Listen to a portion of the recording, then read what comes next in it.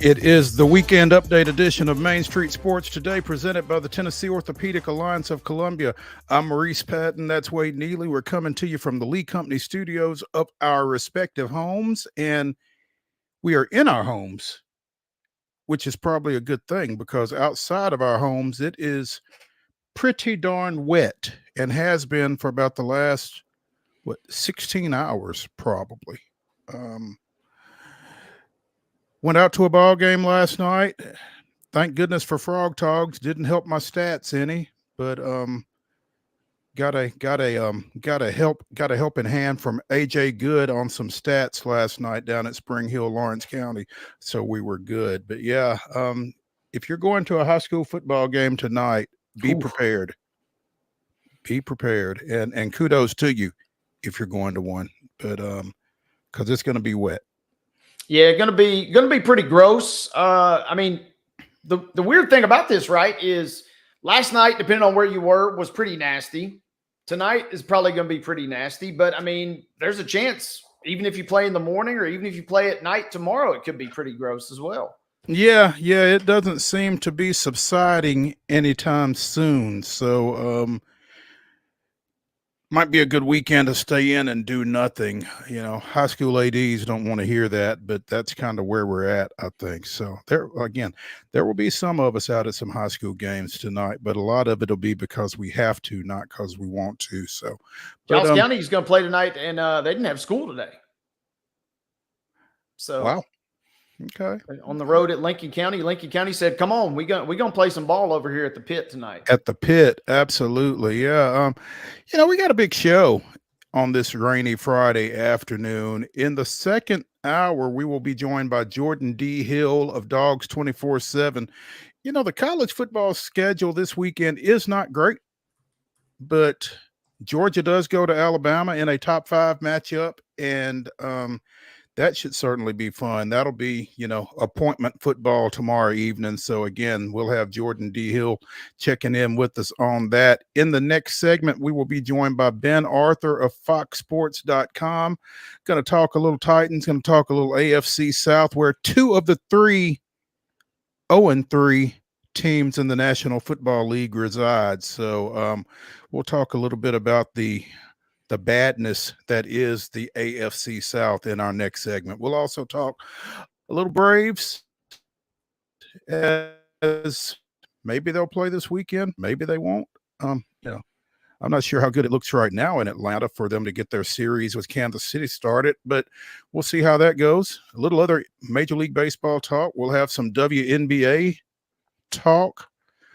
Again, we will have a little NFL, also some Preds to catch up on as they are up and running. And in our final segment of the day, it's our college football pick'ems. So Wade and I will once again take our shot at picking 10 of this weekend's winners against the spread. Wade seems to kind of have the hang of this thing. Me, not so much, but we'll see how it goes. We'll get you caught up on what we've done to this point, and we'll let you know what we think about this weekend's game. So what stinks about those is I'm hitting some crazy ones, but I'm losing what feels like gimmies after. It's like the Vanderbilt, Missouri. It's like, why did I not take Vanderbilt last week? Everything was sitting right there, and my logic just failed me. Well, sometimes you just overthink, and I don't mean you specifically. I just mean in general. That is guaranteed. But yeah, I see what you're saying too, because I will stare at one and overthink it with the best of them. Yeah, absolutely. So, but it happens. Fortunately, on my part anyway, it's just for entertainment purposes only. So yeah, big disclaimer: entertainment purposes only. Only. And, we are not professionals. No money's being spent on this. Not on my part anyway. And if you are, well, good luck. Anyway, that's what we're looking like here for the next couple of hours as we discuss sports of local, regional, and national importance. So stick around. We're going to get right into it with yesterday's results and today's schedule on the rundown. This is the rundown. Lock and load, folks. The Friday Rundown is brought to you by Chip Walters of Exit Realty, Bob Lamb and Associates. The Blue Raider voice also wants to be your trusted advisor in real estate. So contact Chip at 615-542-1915 or visit his website at choosechip.net. That's Chip Walters, proud to support youth sports across Middle Tennessee. High school football action from Thursday night. Brentwood in a Region 6-6A matchup downs Overton 42-6. Clarksville defeated Dixon County 42-7. Columbia Academy with a 37-7 road win at Ezel Harding. It was Franklin 38. Summit 7. Henry County defeated Clarksville Northeast 52-0. Lawrence County with a 26-7 win over Spring Hill. Coverage of that one at mainstreetmurray.com, by the way. Kirkwood 12, Rossview 3. Springfield with a 27-13 win over Portland. Stratford in a forfeit win defeats Republic 1-0. It was White House 31, Greenbrier 7, and White House Heritage defeated Sycamore 48-20. Also, volleyball on the slate last night, and we begin with Cascade, who defeated Battle Creek 3-1. Coffee County, similar score, knocking off Columbia by that 3-1 margin. Eagleville picks up a 3-0 win versus Fayetteville. It was straight sets for Middle Tennessee Christian over Franklin Road Academy. 3-1 Gallatin over Green Hill in that showdown between those two rivals. It was Lewis County 3, Hampshire 0. Loretto also blanked Collinwood last night. Murfreesboro Central Magnet did the same to Giles County 3-0. A 5-setter as Perry County defeats Zion Christian last night 3-2. Riverdale on top of Siegel 3-1. Blackman in 5 sets versus Rockvale. It was Hickman County, I should say, 3, Santa Fe 1, Spring Hill 3, Franklin County 0. Summertown with a 3-0 win versus Mount Pleasant. Warren County defeating Smyrna 3-0. And Providence Christian did the same 3-0 versus Webb School. On the pitch last night, Beach with a 3-1 win over Portland. Brentwood Academy by the same score over Summit 3-1. Clarksville 7, Clarksville Northwest 1. Clarksville Northeast with a 5-0 win over Greenbrier. It was Columbia Central 9, Coffee County 0. The Lady Feet from the Webb School of Bell Buckle defeat Columbia Academy 3-1. Loretto 2-0 over Cornersville. It was Franklin Road Academy 4, Donaldson Christian 3. DeKalb County doubles up Watertown 6-3. Liberty Creek with a 9-0 win over East Robertson. Christ Presbyterian Academy and Father Ryan played to a 2-2 draw. It was Giles County 3, Forest 0. Hillsborough 6-2 over Harpeth. Harpeth Hall blanked Pope John Paul II 2-0. Zion Christian blanked Hickman County 6-0. Goodpasture with a 3-2 win over Overton. Kirkwood defeated Cheatham County 4-0. Lincoln County with an 8-0 win over Spring Hill. Providence Christian 8, Middle Tennessee Christian 1.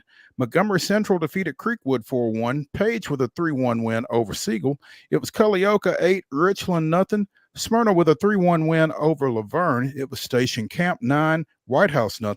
Stewart's Creek with the shutout victory 6-0 over Cookville. Valor Collegiate 3-0 over Sycamore. And Wilson Central 1, Lebanon 0.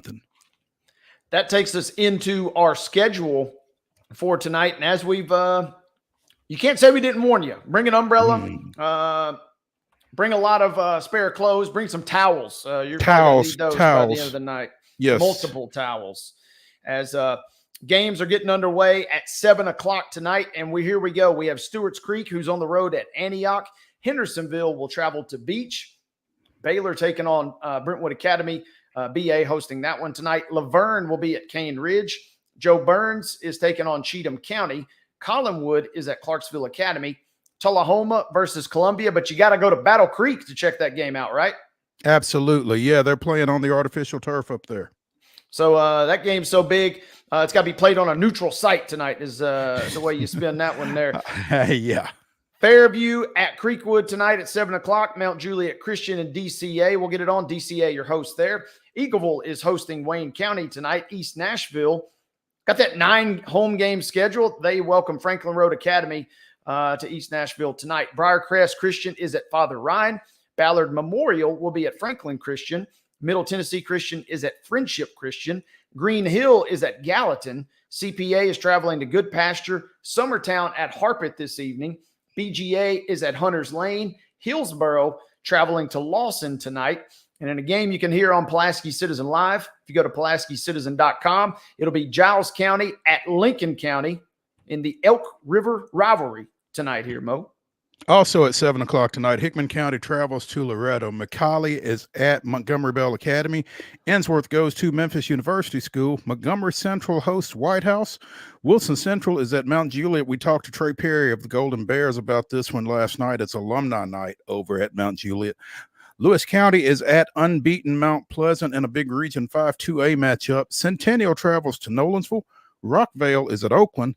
Glencliff goes to Page. It's homecoming out at Rutherville for this one. Station Camp is at Pearl Cone at 7. Also at 7, Davidson Academy goes to Pope John Paul II. The King's Academy comes down and takes on Providence Christian at 7 Central Time. Independence goes to Ravenwood at 7. Also at 7, Huntland is at Richland. You can also hear this one on Pulaski Citizen Live at PulaskiCitizen.com. Coffee County is at Riverdale at 7. Blackman goes to Siegel. East Robertson is at Smith County. McGavock travels to Smyrna. Actually, that East Robertson Smith County game may be tomorrow. Hang on just a second. Let us get back with you on that. McGavock is at Smyrna at 7. Houston County is at Stewart County at 7. This game was actually played last night. Zion Christian defeated the Tennessee Tigers 20-12. Lebanon travels to Watertown for a 7 o'clock start tonight. Clarksville Northwest is at West Creek, and Liberty Creek is at Westmoreland. On Saturday, Innovation Academy will play at South Pittsburgh, and that is a 7 o'clock Central Time start, 8 o'clock Eastern, I believe. So Oof. Yeah, exactly. Making you wait all day for that one. Yeah, well, it's South Pittsburgh, so I don't know. Volleyball action. There will be some matches played this weekend, and there'll be some matches played tonight. It'll be Summertown at Columbia Academy beginning at 5:30. Battle Creek is also at Santa Fe at 5:30. How about some girls soccer action? Tonight, it'll be Davidson Academy at Hillsboro. That game begins underway at 5 p.m. At 6 o'clock, it'll be Lipscomb Academy at Centennial. Hume Fogg is traveling to MLK at 6 p.m. The Middle Tennessee Golden Eagles are at Riverdale. That contest gets underway at 6:30. Also at 6:30, it'll be Warren County at Spring Hill. Saturday soccer. If you get up at 11, you can scoot on out and see Friendship Christian at Columbia Academy. You can also see Silverdale Academy, who's at Grace Christian Franklin. Evansville North, that's out of Indiana, will take on Clarksville in Clarksville. Kickoff comes your way at 1:30 p.m. And Columbia will meet Shelbyville in a Saturday night soccer showdown. Once again, Columbia at Shelbyville at 7 p.m. tomorrow night. Okay, let's go back to football for just a second, because that East Robertson Smith County game is at 7 o'clock tonight at Smith County. Tomorrow, however, Joe Burns and Cheatham County will play at 2 p.m. Innovation Academy will play at South Pittsburgh tomorrow. That's a 7 o'clock Eastern time, 6 o'clock Central time kickoff between Innovation Academy and host South Pittsburgh. So just trying to set the record straight there. A little college football action tomorrow as Southern Utah travels to Clarks Vegas, taking on the Governors of Austin Peay. That's a 1 o'clock kickoff. You can see it on ESPN Plus. Also on ESPN Plus, at 5 o'clock, Charleston Southern takes on Tennessee State. And I am not sure if that is at Nissan or in the hole. Wade, do you have any insight on that? Stand by. Come back to me. Okay. At 6 o'clock, you can hear it on WANT FM 98.9. Cumberland travels to Campbellsville, Kentucky. And at 6:30 on ESPNU, Middle Tennessee State travels to the Bluff City, taking on the Memphis Tigers. Major League Baseball action this weekend. Houston is at Cleveland in the final regular season series of the year. 6:10 start tonight. You can see it on the MLB Network. 5:10 tomorrow, local TV. 2:10 on Sunday, again, local TV there.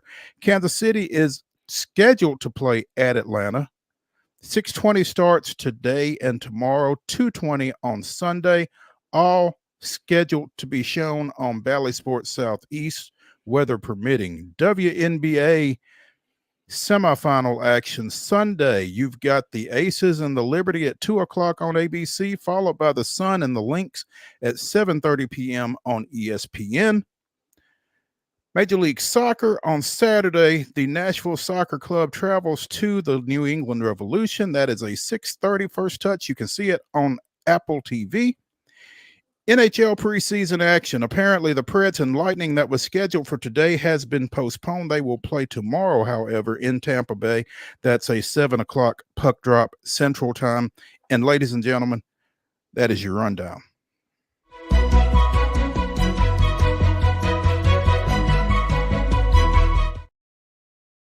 Your top story brought to you, as always, by Piggly Wiggly at Neely's Mill in Columbia. Be sure and check out their delicious daily deli lunch options available from 11 a.m. until 6 p.m. Also, their hand-cut meats and everything is cost plus 10% at the cash register. Piggly Wiggly, Neely's Mill, Columbia, bringing you our top story. And, we talked about the Los Angeles Sparks of the WNBA, which finished last in the league, firing their coach earlier this week, Kurt Miller, after 2 seasons of going 25-55. Well, the Chicago Sky said, "Hold my lemonade," and fired Teresa Weatherspoon. It was announced this morning, but I tell you, it was all over Twitter, X, whatever you want to call it, late last night. The Sky going 13-27 under Teaspoon in her only season at the helm. 13-27. They were basically the last team out of the WNBA postseason picture. But for whatever reason, that was the first time they missed the playoffs since 2018. But, they had Angel Reese, who missed the last few games with that wrist injury. They dealt with some injuries over the course of the season. They made some midseason trades, one of which the Connecticut Sun is particularly benefiting from. So I'm not sure exactly what Teresa Weatherspoon was expected to do with this team this year, but apparently she did not do it, and she will not be back to improve on it. Sure feels like one of those there's more than meets the eye situations, right? Who knows what the relationships between coaching staff and ownership maybe behind closed doors kind of were, but it's kind of, this feels to me like, man, heck, we were right there at the end. We were right there in the mix. We got a great young core. The only other potential thing is if you're the execs and the brass, maybe you think you got somebody that's better. I don't necessarily know who you that might be, but it's kind of a head scratcher. It really is. They had Kalia Copper, who they traded to the Mercury before the start of the season. Again, Marina Mabry was traded to the Sun during the season. Kennedy Carter missed a lot of the season. Angel Reese missed the end of the season. And it feels like, with Carter, with Reese, with Isabel Harrison, it feels like I knew I was forgetting somebody. Thank you. It feels like they've got some pieces there. And, some coach is going to have something to work with. So, but it won't be Teresa Weatherspoon, obviously. So, interesting. But, I guess it's that time of year.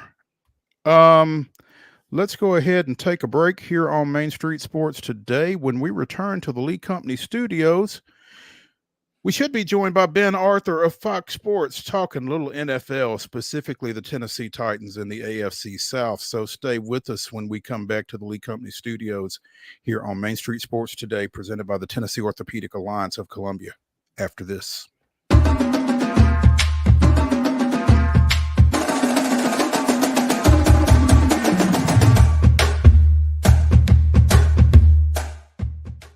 Whether you're an athlete or a weekend warrior, when it comes to your performance, don't settle for anything less than excellence.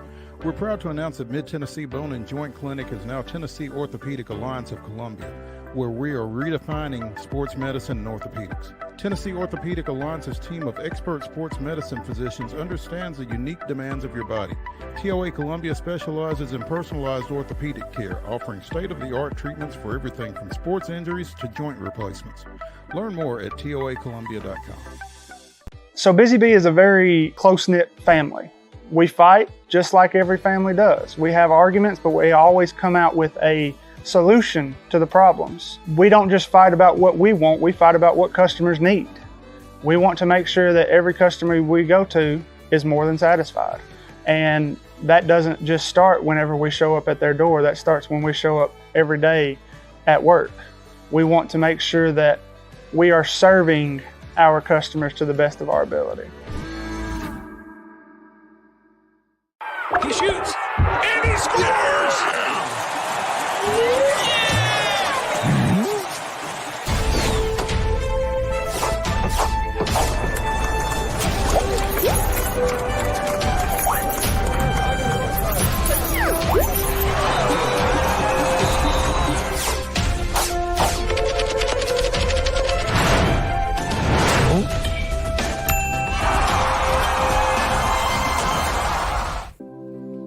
Custom Stone Handler supplies over 600 distributors and suppliers with quality stone products. Along with River Stone, we produce and distribute over 100 building, landscape, and other bulk products. Our goal is to provide quality products, service, and partnerships to ensure our customers' success. We firmly believe that the measure of any person or company is how they treat other people and customers. Give them a call at 931-490-4990 or visit CustomStonehandlers.com. With Lee Company technology, the best handymen are hands-off. Lee Company techs have been using visual findings and other smart technology tools for years to add transparency and virtually take customers along. You see what we see, whether we're in a crawl space or on a roof. With Lee Company, technology helps us help you, no matter what's happening in the world or at your house. We thrive under the lights. A city of performers. Putting on one heck of a show. Headlining night after night. Welcome to Smashville.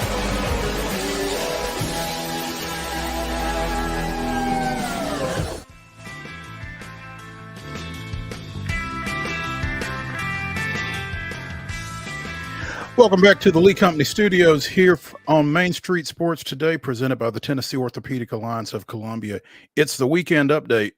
I'm Maurice Patton. That's Wade Neely, and we are now joined by Fox Sports' Ben Arthur.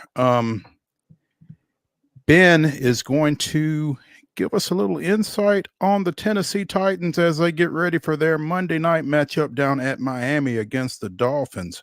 Ben, good afternoon. Good afternoon, Hope you're staying dry. You staying dry? I'm trying to. What about you guys? About the same, man. We're going to have to brave it at some point here this evening, because we've got high school football tonight. But yeah, exactly. Yeah. Ben, are you more of a kayak guy or a canoe? Because you got to pick one or the other tonight to get to wherever you're going. It sounds like. Yeah, honestly, I don't think I've been on either in my life. But on the spot, I'll just say a kayak. Okay, you're going for the maneuverability. Exactly. Yeah, it's been coming down. Yeah, it's been coming down for sure. Absolutely. Ben, the Titans' struggles have been pretty well documented. I'm not sure what there is that can be said that hasn't already been said through this 0-3 start. You know, what's it take Monday night for them to get headed in a different direction? Yeah, I think this is kind of a cliche answer, but I think the biggest thing is just staying confident, like just letting the process take its course. Like I think in the off season, like a lot of people, you know, in Nashville, just Titans fans in general, there was a lot of excitement because it's right. You have an offensive minded coach for the first time in forever, a modern approach, getting all these new players, throwing this money around to bolster the defense, the secondary, the wide receivers, Calvin Ridley, all that. And I think when you have a group like the Titans, when you have so many new players that are playing significant roles on the team, it takes time for the chemistry and the rapport to really build. And so yeah, I think that's kind of what I look to, just kind of staying confident, not letting what's kind of happened the first 3 games, maybe get in their head a little too much. And yeah, I think and I think one positive thing too, like from the Titans perspective, like seeing DeAndre Hopkins get going. We know how he was slow during the off season and the training camp knee injury, and he started to look like himself for the first time this past week. And I think that's another thing in just kind of staying confident, like kind of you're looking at what has worked or what worked most recently and seeing that Will Levis, DeAndre Hopkins connection, which was so strong last year, that I think that's something you could definitely lean on going into this game against a Dolphins team that has a lot of issues of their own, right? Like we can talk about the Titans issues and how much they struggle, but the Dolphins look lost too. So I think that's, if there's anything that kind of be encouraged about it, it's that. But yeah, I think that's the biggest thing, just not panicking. There have been things that have worked. I mean, we see Will Levis's careless turnovers and we saw kind of how Malik Willis was able to kind of carve up the defense a little bit, catch them off guard. But I don't know. I just kind of think maintaining that confidence, looking at what has worked and just kind of sticking with that, because again, like when you have a new team, when you have a team that's basically brand new and so many new guys still getting a feel for each other, you're going to have these bumps and bruises across the first several weeks of the season. And it's still September, so I think we have to kind of keep that macro picture in mind. And with that said, Ben, might this be a situation where the reaction by, media, fans, that kind of thing, people who aren't as familiar with the process maybe as the players and the coaches, might it just be a little overreaction or a lot overreaction from the outside? I mean, might this be a classic case of shut out the noise for those folks? Yeah, I think so. And again, like that's what the NFL is, right? That's what NFL fandom is, NFL media. We all overreact to everything, right? Like I'm already seeing people talking about this team is a Super Bowl contender, this, that, and the third, and it's September. Like we go through this every year where we get caught up in narratives that look prevalent at the beginning of the year, but by the time November, December, January hit, it's like a completely different league almost. So yeah, I mean, obviously from the Titans perspective, you don't want to start 0-3 and there is concern there, very legitimate concern, some of the things we've seen across phases, offense, defense, special teams. But yeah, keeping that macro picture in mind is super important for a team like the Titans. Ben, you mentioned the panic button earlier, and I think the natural reaction for a lot of Titans fans is to immediately not only bring it into the room, but to smash it as hard as they can. But I'm curious, what have you seen, particularly from Coach Callahan, who's in his first season?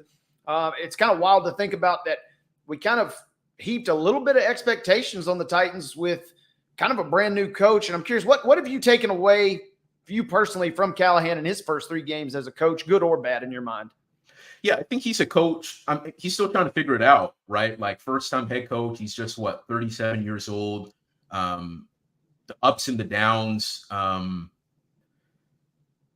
Yeah, I think with him, I mean, there are certain things here and there that I think he'll learn just from a feel for the game standpoint, just as needing to make adjustments later in games and whatnot. I think that comes with time. But yeah, I think he's just trying to figure it out, because we have to remember too, not only is he a first-time head coach for the first time, he's a first-time offensive play caller. Mm-hmm. And even though he played such an integral role in the formation of concepts and plays in Cincinnati, this is his first time actually bearing the responsibility of that. And then on top of that, you have to kind of lead a whole team as well. And so I think he's just learning how to be a head coach right now on top of all that. And we've all seen kind of those, like the outbursts, right, against the Jets with Levis's turnover, that lost fumble when they were in scoring position, and maybe learning to situations where maybe you just kind of want to have a conversation with Will and not make it seem like the coach is like already against the quarterback, and maybe the way he's communicating with the media afterwards, making it sound like he's already off the Will Levis train. Like, and he's kind of been reflective of that too. Yeah. Like, just in some of those Monday press conferences, like, look, I'm still kind of learning.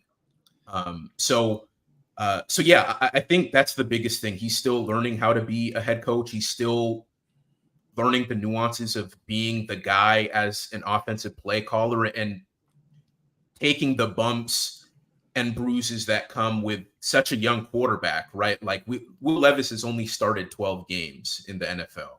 So yeah, I think those are some of the biggest things that stand out to me. It was interesting, and you made a point there. Kind of like Levis, who's made some mistakes that you certainly wish you maybe wouldn't have. It's been interesting that Callahan has, on a couple of occasions now in those press conferences, kind of walked back some of his Sunday behavior on Monday. Yeah. So to your point, he's trying to figure things out. So, I mean, you kind of, in one regard, have a QB trying to figure it out. You have an offensive line. I don't know if they have anything figured out, but they're at least trying, supposedly. And then you got the head coach that's trying to do the same. Everybody's seemingly trying to get things going in their own unique way right now. And it's kind of a oddly fascinating process, in my opinion.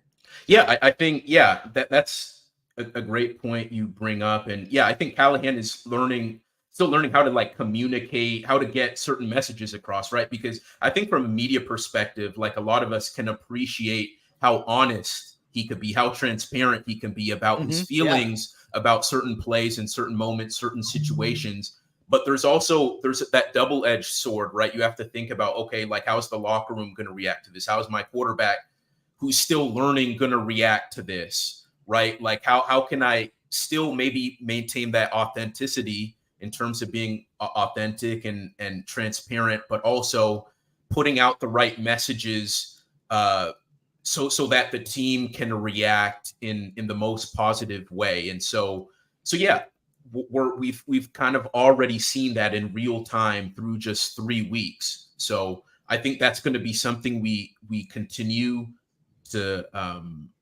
it's going to be a constant process throughout the season. And yeah, that's naturally going to happen when you have a really young quarterback and a first-time head coach, first-time offensive play caller. Ben Arthur of Fox Sports joining us here on Main Street Sports Today, presented by the Tennessee Orthopedic Alliance of Columbia. Ben, the Titans announced a couple of moves earlier today. Luke Gifford has been elevated to the 53-man roster. Chidobe Awuzie has been placed on IR as a result of that groin injury that he sustained against Green Bay. They also signed a defensive lineman, McTelvin Agim, to the practice squad. Obviously, losing Awuzie, who had been really touted as one of the key additions to this defense over the offseason, not a great development. But how do you feel like that impacts this defense going into Monday night?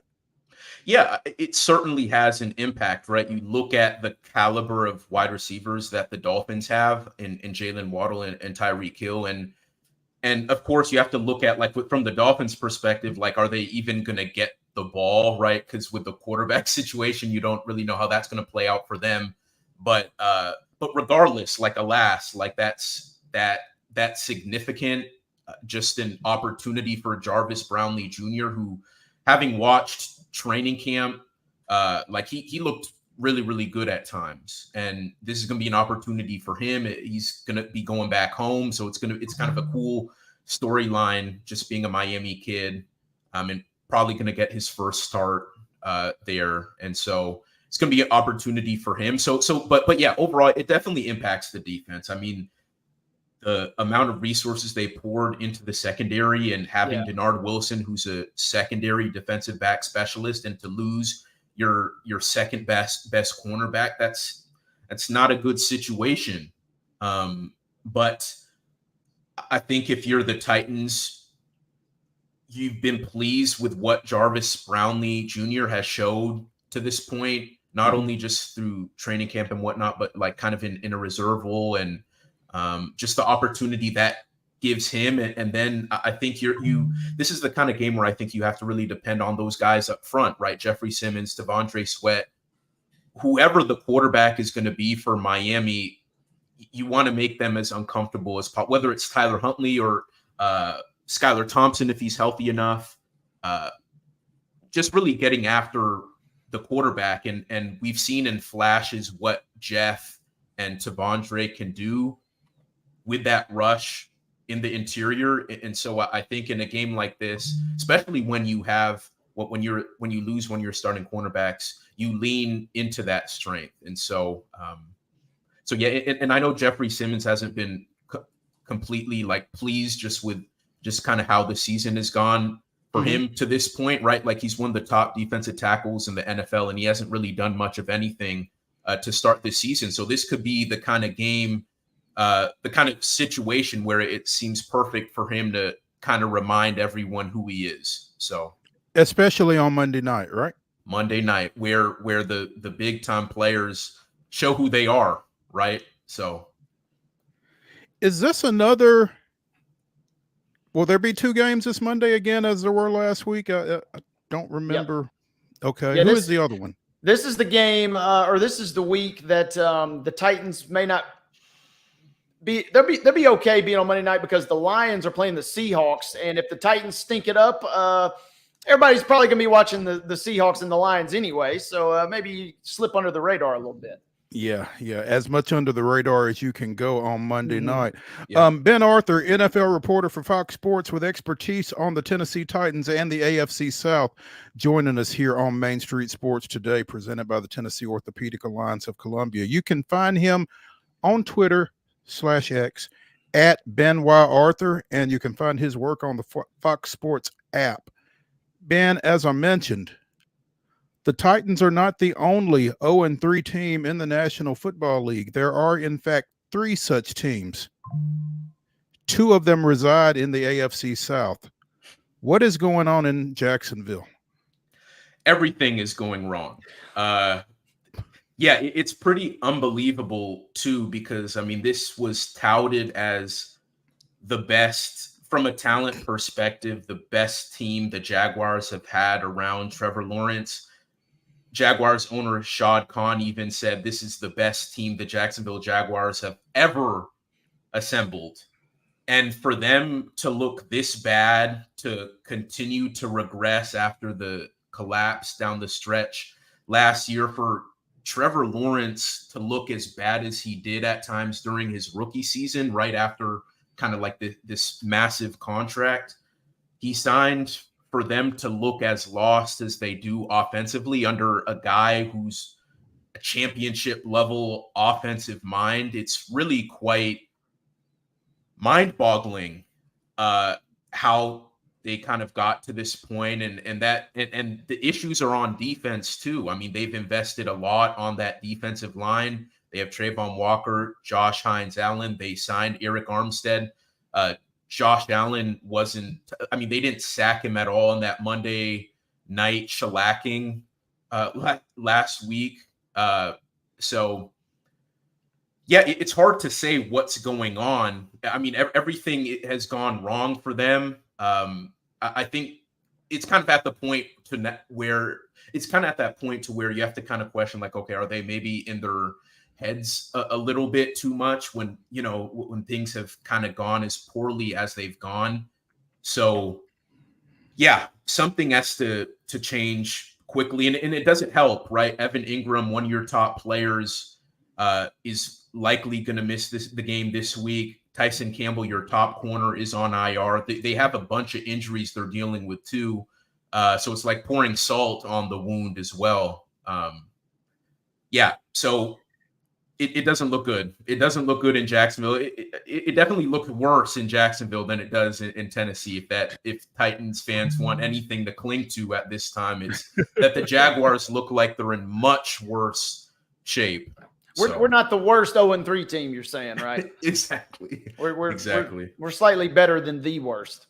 And the thing is, for Jacksonville, I don't know that they would ever be inclined to move away from Trevor Lawrence as QB1, but I mean, You kind of particularly can. well, you're paying him, and Mac Jones is your number 2. So there's not a whole lot of relief coming there, it doesn't feel like. So Yeah.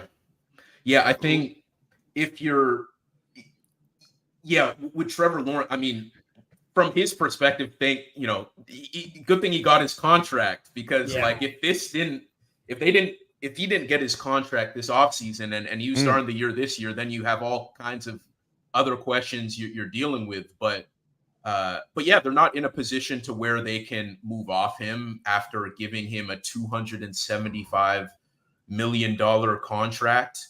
But that's the thing too. Like Trevor Lawrence is he hasn't proven to be a great quarterback, but he has shown us he can be above average with sprinkles of greatness. And so for him to be this bad, I think that's probably the most concerning thing to me. Like we knew he hasn't lived up to that generational talent hype that he had entering the league out of Clemson, but the fact that he's looked this bad, I mean, that's an indictment on coaching to me, because like why is he regressing in year 3 under Doug Peterson?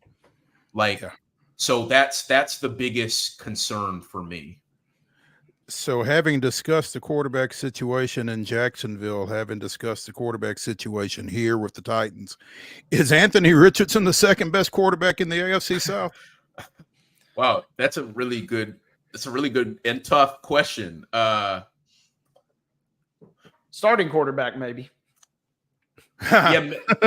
Mason Rudolph, maybe you see in there. Just in terms of talent, I suppose. In terms of your 4 starters in the AFC South, let me possibly. Yeah, you can make an argument there. But see, here's the interesting thing too, right? Like, as mind-boggling as some of Levis's turnovers have been, like, you take away those turnovers, and I understand you really can't like just overlook take away those turnovers. No, but like you look at like the completion rate, the touchdown numbers, the touchdown rate, the passing success rate. I mean, he's looking much better than he did as a rookie. He's looking better than these other guys in the AFC South. And so, I mean, if you're looking at the best of a what looks like a bad bunch right now, you could even make the argument that Levis is second right now, even though he leads the league in turnovers. But yeah, I mean, Anthony Richardson, I mean, it kind of goes back to the whole thing of we knew coming into the league, he was raw, right? Like the accuracy was an issue at Florida, and he only got to play he only started 12 games at Florida. Then he comes in the NFL, only plays 4 games as a rookie. And so he's at 21 starts since high school. You know, like that's pretty amazing when you break it down like that.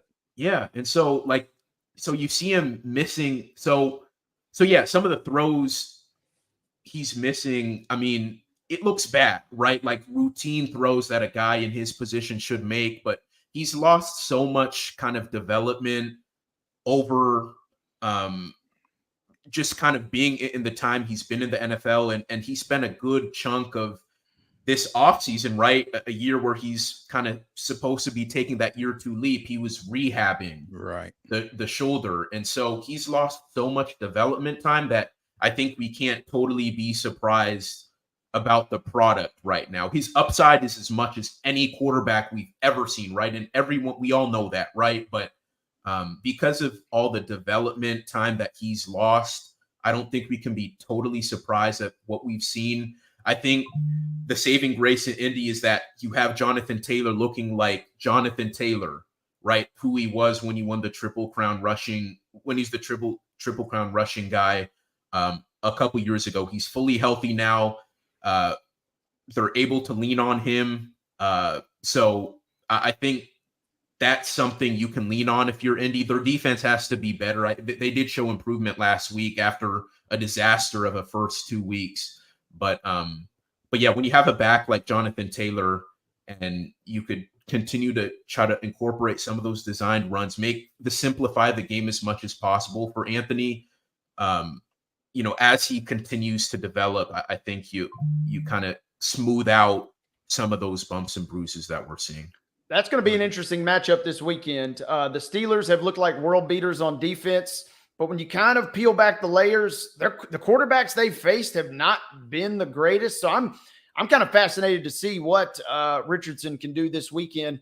And while we're pouring dirt on the Jags' grave, the Texans are pretty banged up this weekend, and the AFC South is just such a weird division.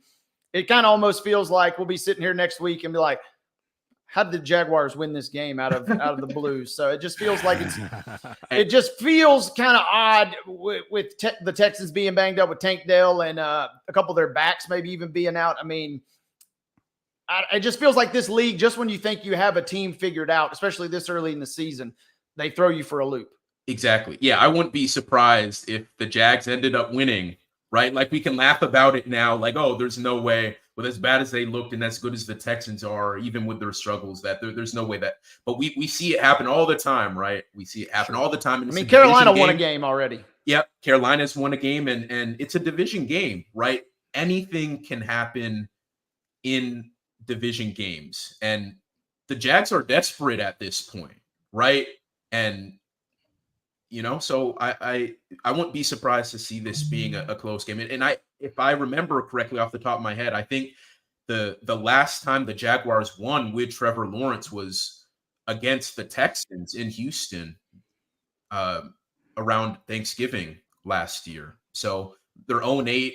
Trevor Lawrence is 0-8 in his last 8 starts. The last win was against Houston. So real quick, Ben, also a couple days ago, you wrote an article about Malik Neighbors and how he's already kind of taken over the Giants offense. You wrote that a few days ago. You wrote that before last night.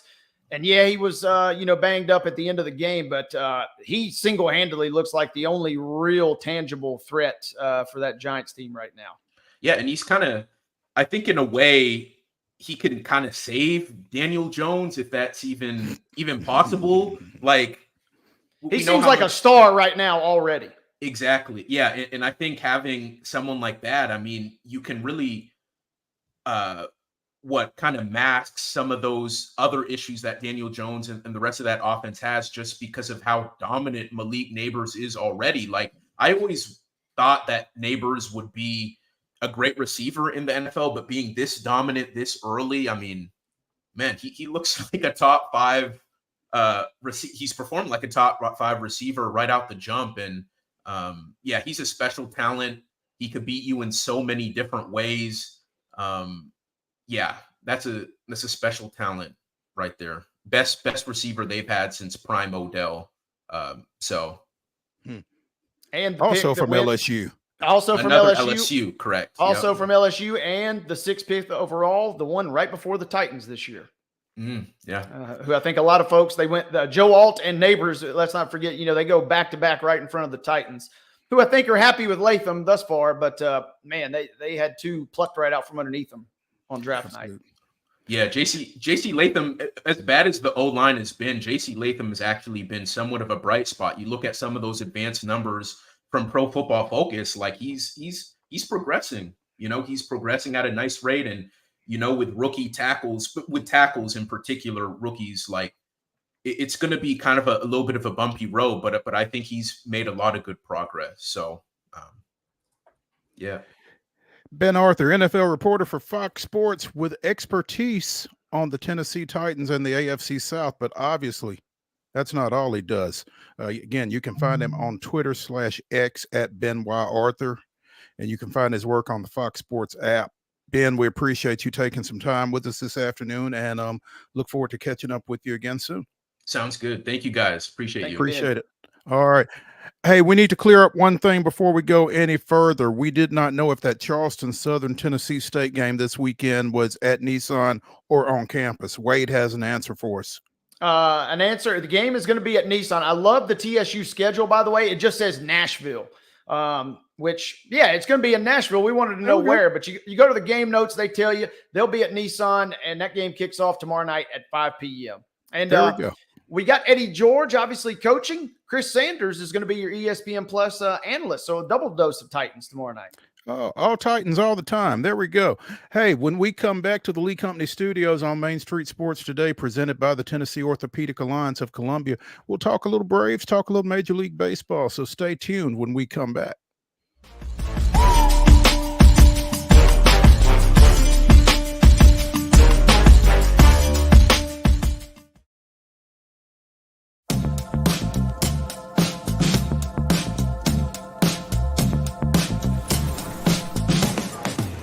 Do you wanna be a bad man? Yes, you do. Do you wanna taste sweet salvation underneath the summer moon? Do you need another hand now? Yes, you do. Go see Miss Josie down on Columbus Avenue. All right, Columbus Avenue. Welcome to JHA Company, your trusted scholastic partner. We continue to serve schools with yearbooks, letter jackets, and graduation regalia. But now we offer so much more. Our school photography division offers high-quality images that capture the spirit and energy of your students and staff. Let us help build your identity, creating a cohesive look that represents your school's values and traditions. Our e-commerce solutions make it easy for schools to manage and sell their branded apparel online. Let's work together to make every school year unforgettable. Visit our website or contact us today to learn more. JHA Company, celebrating achievements, building identities, and creating memories. So Busy Bee is a very close-knit family. We fight just like every family does. We have arguments, but we always come out with a solution to the problems. We don't just fight about what we want, we fight about what customers need. We want to make sure that every customer we go to is more than satisfied. And that doesn't just start whenever we show up at their door, that starts when we show up every day at work. We want to make sure that we are serving our customers to the best of our ability.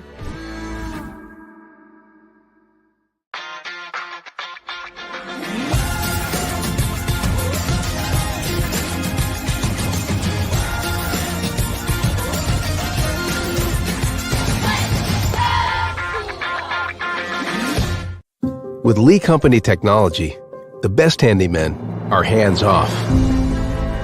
Lee Company techs have been using visual findings and other smart technology tools for years to add transparency and virtually take customers along. You see what we see, whether we're in a crawl space or on a roof.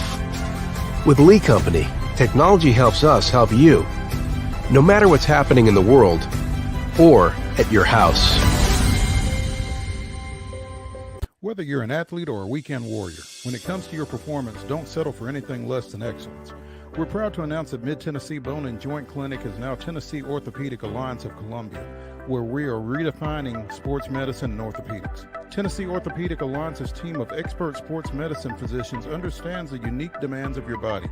TOA Columbia specializes in personalized orthopedic care, offering state-of-the-art treatments for everything from sports injuries to joint replacements. Learn more at toacolumbia.com.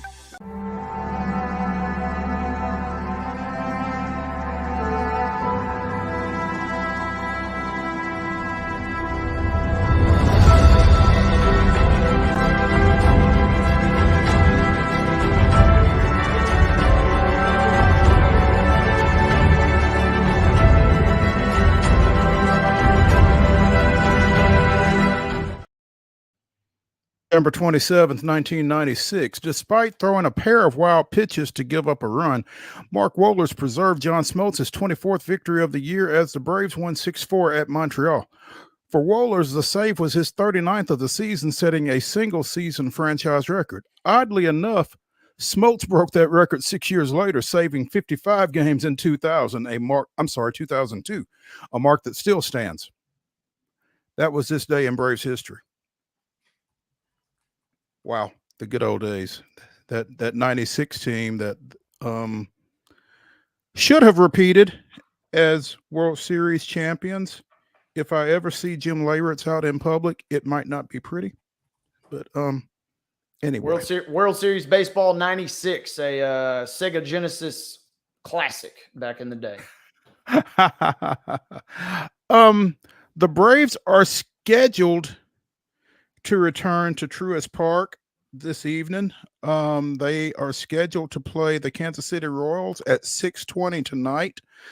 Brady Singer getting the start for Kansas City, allegedly 9-12 with a 3.73 ERA. Max Fried 10-10 with a 3.42 going to the bump for the Braves. And according to CJ Nitkowski on Twitter at CJ Nitkowski, there is a window. So you're saying there's a chance. But yeah, apparently things are looking good for them to actually play at the scheduled time. The sun has been peeking out at Truist this afternoon, and the playing surface looks great. Will be a fun Friday night at the ballpark, according to Valley color analyst CJ Nitkowski on his Twitter/X account. So hopefully they'll be able to get that game in, because the idea of a doubleheader tomorrow and then a doubleheader on Monday against the Mets with postseason repercussions is not a very appetizing scenario. So, and, while obviously our concerns are about the Braves, who are one game back for the final wild card spot, Kansas City needs to win one of their next 3 games to nail down one of the last 2 wild cards out of the American League as well, because both they and Detroit are 3 games up on Minnesota with 3 games left to play. So Minnesota's got a sweep, and both Kansas City and Detroit would have to get swept. And, sorry, Heather, I wouldn't necessarily be against Kansas City getting swept, but now that's kind of where this situation lies. But I mean, this isn't just pivotal for the Braves, I guess, is the point that I'm trying to make right here. Yeah, and I sincerely tried to look at the scenarios, and I was really trying to wonder, would the games need to be played Monday, and if so, for this Braves, that is, what that would entail. And you know what? I've given up. It's kind of too much, and it makes. I my will head tell hurt. you from what I've seen, and I've not tried to figure it out. I'm just kind of regurgitating what I've seen elsewhere. It sounds as if there is a scenario where the second game Monday would not necessarily have to be played, depending on what happens, with the Mets in Milwaukee, with the Braves here in Kansas City, and with that opening game on Monday. So there is a scenario where the second game would not have to be played, and I'd be perfectly fine with. I guess. So as of right now, the Braves and the Mets have played 11 games. The Braves lead the series 6-5, I believe. So as long as the Braves hold that tiebreaker, I think that kind of figures into that Monday scenario as well. But like you said, I've never been real big with the if then stuff. It makes my head hurt, and eventually it's all going to get played out and figured out anyway. So I'm kind of a wait and see what happens kind of guy, rather than kind of borrowing worries unnecessarily. Yeah, if it had been, it seemed like it was going not to A, B, C, but it was going like down to J almost. There were so many qualifiers that I was like, I'm just going to check back in on Saturday or Sunday, and then we'll maybe reassess. And maybe some of this stuff will have cleared itself up. Absolutely, yeah. Undoubtedly, that's how it always happens too, right? Yeah. Both Houston and Cleveland are in. Cleveland's the number 2 seed. Houston is the number 3 seed coming out of the American League, but they will play this weekend. 6:10 start tonight up at Progressive. It's Ronel Blanco, 12-6 with a 2.88. Going for the Astros, Joey Cantillo, 2-3 with a 4.63. Starting for the Guardians in that one. Again, Houston and Cleveland are both in. 8 of 12 playoff spots, or playoff teams, I guess, are confirmed. And it's down to, Kansas City and Detroit kind of holding their own destiny in the American League, and the Mets, Braves, and Diamondbacks for the final 2 wild card spots in the National League. So this weekend is going to bear watching, obviously. Oakland finished up its Oakland Alameda County Coliseum run yesterday with a 3-2 win over Texas, and a lot of angst being displayed by a lot of folks over the end of that era out there. I think they played their first game in Oakland in like 65, maybe a little later, but that's a long time to be in one place, and a lot of fans to come through. And I saw a picture of a guy with a sign that said he was at the first game and he was at the last game, and man, that's wild. Yep. And one that I stumbled upon was, I guess maybe some brothers and sisters, but it was 3 kids who are now adults, and it was there was them at the game last night holding a photo of them as children at the game, and kind of showing how all that went out. I mean, they went all out, right? They had Barry Zito singing the anthem, Dave Stewart and Ricky Henderson throughout the first pitch. I mean, it was kind of a sad situation. I mean, it's kind of wild too. We got people even like Tom Hanks that are chiming in. Damian Lillard was dropping some comments. I mean, I think everybody's known this is kind of coming, but it always happens like this, right? When it finally really creeps up on you, everybody's like, holy smokes. Yeah, that's really going down. And there was this outpouring of emotion from a lot of folks over the last couple of days. The finality of it really is striking, I think, whenever something like this happens. They really are leaving. This is it, So, yeah. And I will tell you, I mean, I've been a Braves fan since I was 9-10 years old, but those Oakland A's teams of the mid to late 80s, like you mentioned, Ricky Henderson, Dave Stewart, some of those dudes, man, they were fun to watch, and they were a good ball club. And they had a lot of success in Oakland, and you hate to see it end. And it'll be interesting them spending this next 2 or 3 years in Sacramento before they go to Vegas, if they get to Vegas. Yeah. Especially with the number of Vegas officials that don't necessarily seem enamored with the team coming. So stay tuned on that front as well. It was another interesting thing real quick is fans, a couple fans at least, were caught stealing seats. And I want to say it was like a minor league soccer team, or there's some small soccer team that also plays there. And they tweeted and said, hey, don't steal the seats. We need those. We'd really like those back. Yeah. Yeah. But I mean, I get it. They're taking the seats from the Coliseum. I mean, and the fan base feels like they are entitled to that because they've kind of been treated second rate over these last couple of years, if not longer. No doubt.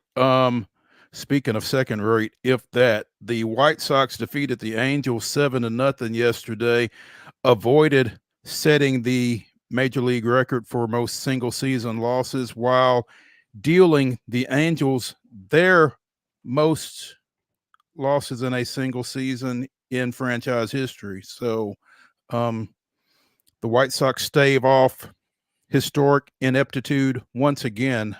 They play at Detroit the final 3 games of the season. I'm not sure how much longer they're going to be able to hold that ignominious achievement off, but we'll be keeping an eye on that.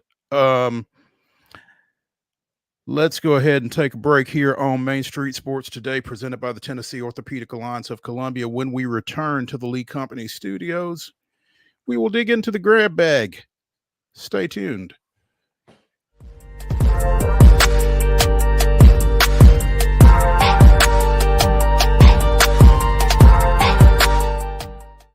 Hi, I'm Dr. Vilay Saisuka, CEO and founder of Premier Foot and Ankle Centers of Tennessee here in Murfreesboro. We offer foot and ankle care from ingrown toenails to diabetic foot wounds. We also fix ankle fractures and things like that.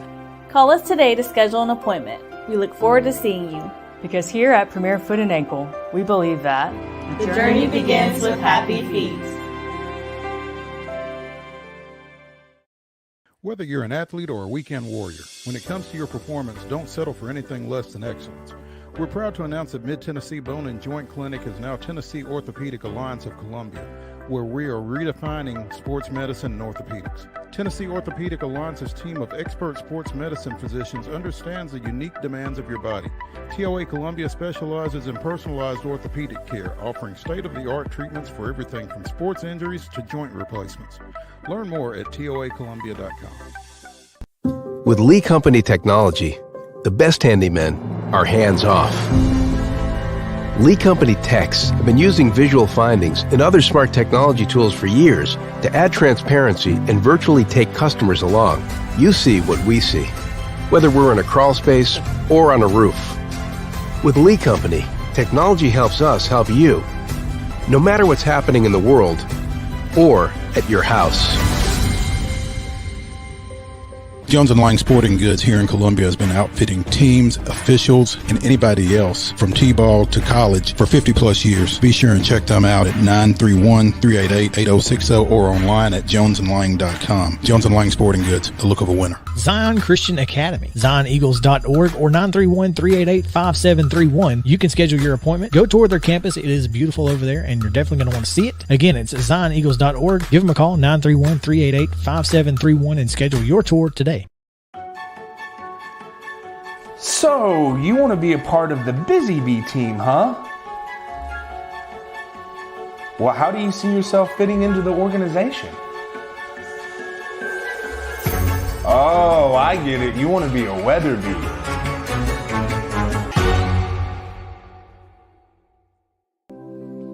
Custom Stone Handler supplies over 600 distributors and suppliers with quality stone products. Along with River Stone, we produce and distribute over 100 building, landscape, and other bulk products. Our goal is to provide quality products, service, and partnerships to ensure our customers' success. We firmly believe that the measure of any person or company is how they treat other people and customers. Give them a call at 931-490-4990 or visit CustomStonehandlers.com. Piggly Wiggly, located in Neely's Mill Shopping Center, is Columbia's locally owned and operated Cost Plus 10 grocery store dedicated to serving the community with low prices and smiling faces. Piggly Wiggly offers fresh, hand-cut meats daily as well as daily hot plate lunches from their deli counter. You're certain to see smiling faces and a helping hand when you're here at Piggly Wiggly. Come by and check out our fresh produce, high-quality meats, and more. Down home, down the street, we'll see you at the Pig.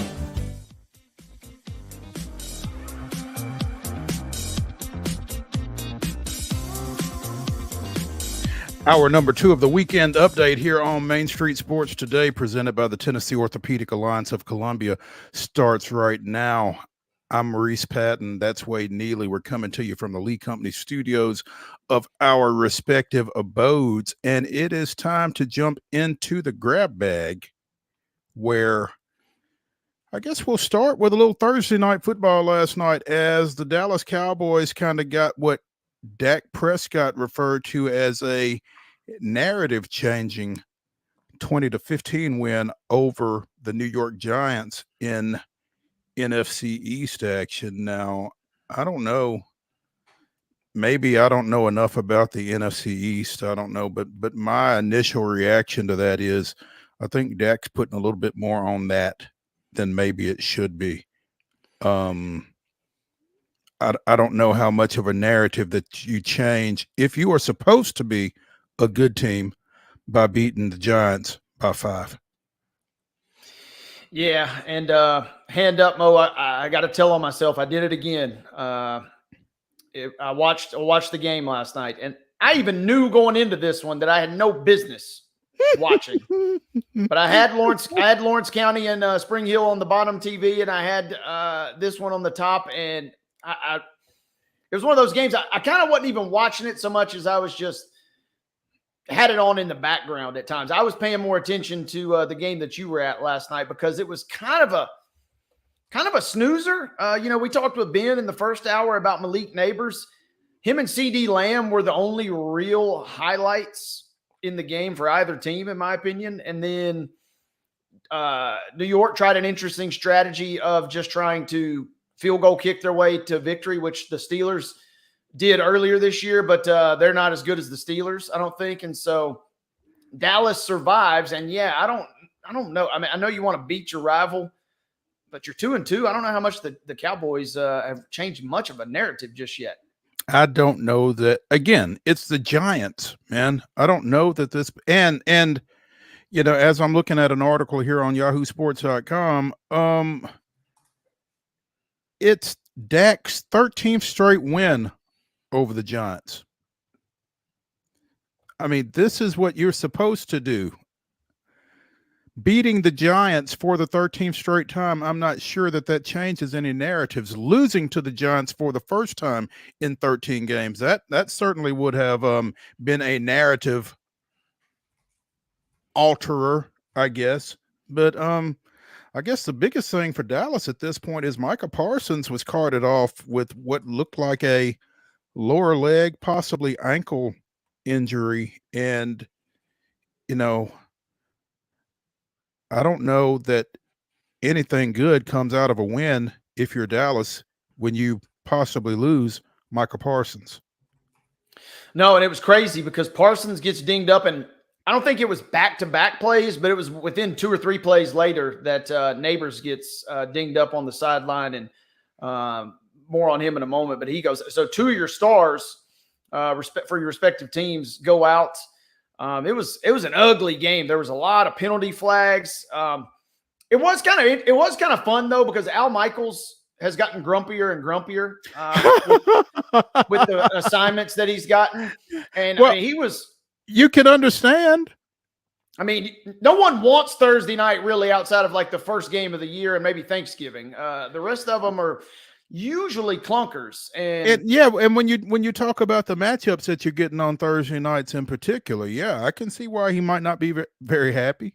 It was tough, but we did get kind of vintage Al because he's hyping up Brandon Aubrey, who everybody is saying is, the new GOAT in terms of kicking. And right on cue, Aubrey misses one late, his first ever miss from beyond 50 yards. And in Al's world, he's in tune with what goes on out in Vegas. That miss was big because if you were on the Cowboys, that swung it against you, as that they could have certainly used those extra 3 points if you catch my drift there. And then just an ugly game. Daniel Jones actually played pretty well at times, but the rest of the offense outside of him and Neighbors was just not in sync. And there was a couple drop passes. It was an ugly game. And like I said, I'm kicking myself for watching it again. I touched the stove yet again. Scott Van Pelt would call this a bad beat, right? If you were on the Cowboys last night, definitely a bad beat. And then the Giants, it's been interesting too. Me and some friends were texting Jalen Hyatt, former Tennessee standout, virtual disappearing act the first couple of weeks. And there's talks, he's been benched, and there's talks that he's demanded a trade. And it was really sticky. But they got so desperate late in the game. If he was benched, they threw a Hail Mary. He's not now. They threw a Hail Mary to him on the last play of the game because they had to try something, because the other receivers, outside of maybe Wan'Dale Robinson, everybody else was just kind of blah. And the drops and the penalties really killed the Giants and their chances. And the cat is kind of out of the bag. It's kind of seems like the NFC East is kind of a stinky division this year. And it's crazy because, we talk so much on this show about it being a quarterback-driven sport and a quarterback-driven league, and you look around and you've got Jalen Hurts in Philadelphia. You've got the young kid Jaden Daniels in Washington. Maybe he's the best guy in the division right now. Just getting ready to say that. Just getting ready to say, right to this point, he has played the best, at least coming back from Monday night, of course. And obviously, Dak got his money right at the start of the season, and Dallas pretty much had to pay him, I think, just because. And then, obviously, Daniel Jones. But as we spoke with Ben Arthur earlier in the show, Malik Neighbors is turning into Jones's security blanket, maybe 12 catches for 115 yards last night before suffering the head/neck injury. And Brian DeBole said earlier today, Neighbors is in the concussion protocol. So that's not what the Giants in general or Daniel Jones in particular want to hear. No, and it was kind of icky because Neighbors, when he goes to the tent, and obviously that's not good. Nothing good goes on in the tent, and then he comes out, and as he's walking off the field, he was talking to someone, either a teammate or someone in the stands, and he kind of motioned and said, "Not good." But then today, luckily he did share, or later last night, I guess, did share an update saying, "quote, all good." So maybe they cannot afford to really lose him, because their offense was very pedestrian when they weren't going to him. We mentioned in the rundown, the Nashville Soccer Club returns to the pitch tomorrow. They go to Gillette Stadium in Massachusetts, taking on the New England Revolution, and suddenly NSC is unbeaten in their last 3 matchups. They won 2-0 down at Atlanta. They won 1-0 at Geodis over Chicago, and they drew with Cincinnati 2-2 here at Geodis. So, a little late surge by the boys in blue, maybe. Yeah, a chance for them to sneak back in. I believe they close their last home match is next Wednesday, and I think it's versus Chicago. DC. DC, correction. Thank you. Yes. And they will have that opportunity to.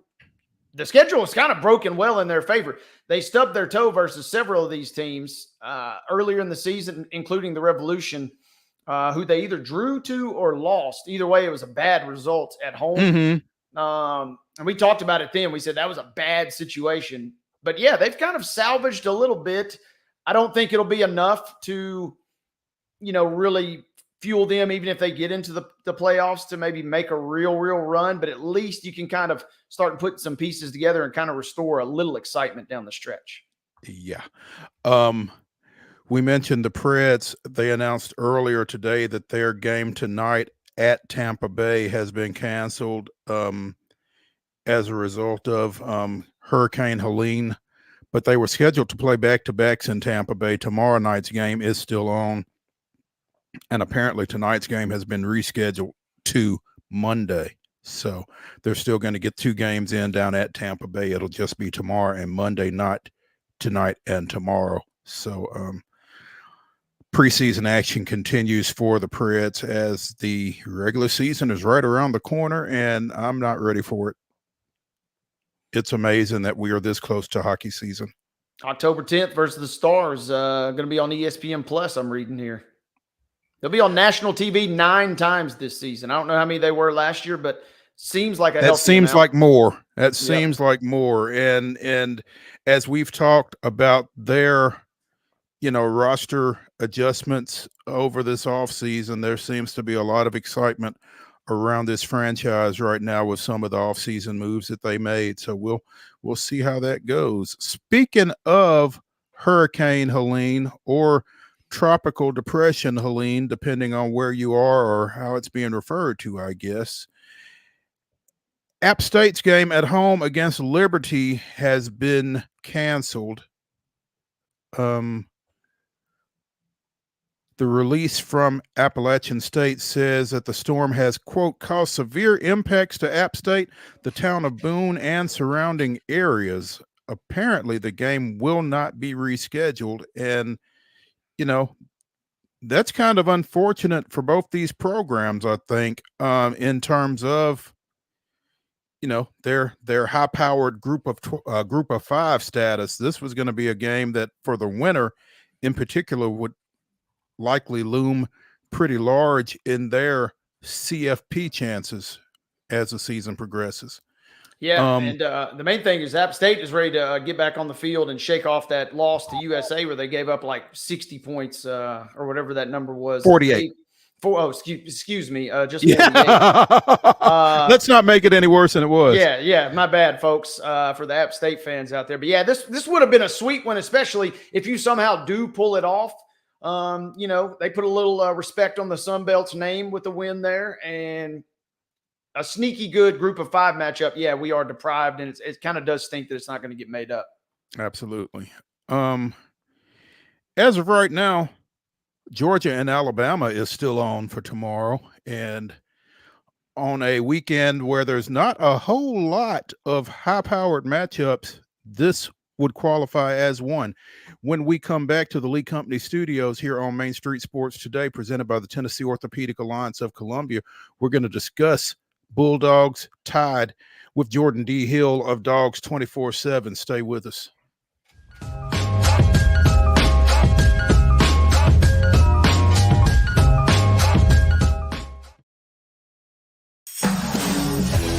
We thrive under the lights.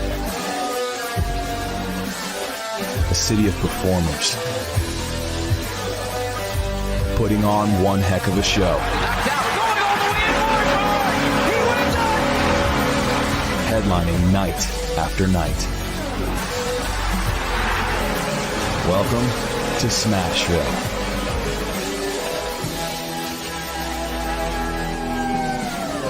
Whether you're an athlete or a weekend warrior, when it comes to your performance, don't settle for anything less than excellence. We're proud to announce that Mid-Tennessee Bone and Joint Clinic is now Tennessee Orthopedic Alliance of Columbia, where we are redefining sports medicine and orthopedics. Tennessee Orthopedic Alliance's team of expert sports medicine physicians understands the unique demands of your body. TOA Columbia specializes in personalized orthopedic care, offering state-of-the-art treatments for everything from sports injuries to joint replacements. Learn more at toacolumbia.com. With Lee Company technology, the best handymen are hands-off. Lee Company techs have been using visual findings and other smart technology tools for years to add transparency and virtually take customers along. You see what we see, whether we're in a crawl space or on a roof. With Lee Company, technology helps us help you, no matter what's happening in the world or at your house.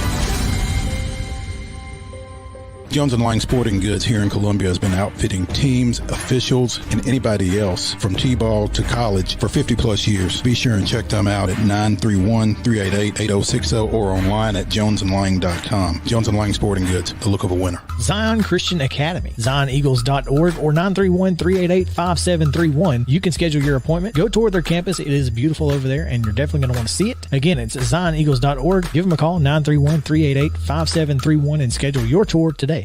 Piggly Wiggly, located in Neely's Mill Shopping Center, is Columbia's locally owned and operated Cost Plus 10 grocery store dedicated to serving the community with low prices and smiling faces.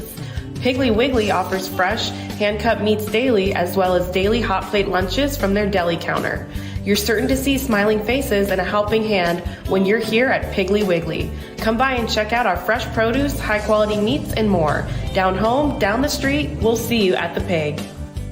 He shoots, and he scores!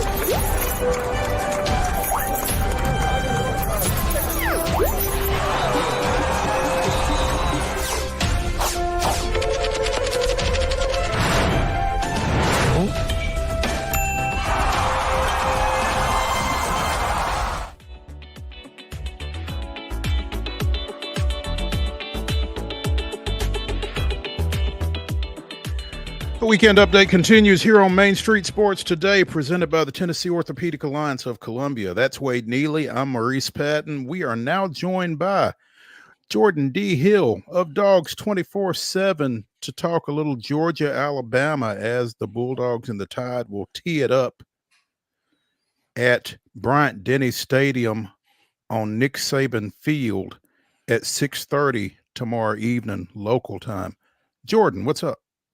Hey guys, not much. Just getting ready for a big ball game. Luckily, I think the weather's out of the way, and just excited to get this thing going.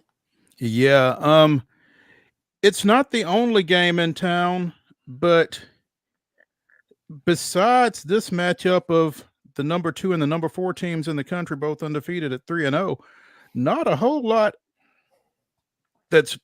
there's nothing that's nearly as compelling as this across the Southeastern Conference this weekend. And this will have pretty much all of the eyeballs on it, it feels like.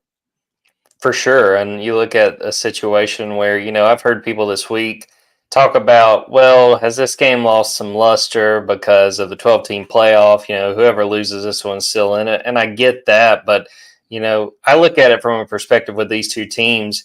You would love to have this marquee win on your resume. We're not even out of the month of September. So I understand folks who are maybe not quite as jazzed up as they've been in the past for this game. And a lot of the time, guys, this has been played in the postseason. This is the first time since 2020 that Georgia and Alabama have played in the regular season. So I think there's still plenty to be excited about. And I think those Georgia fans and those Alabama fans who, Wednesday, Thursday, Friday were kind of like, this is whatever.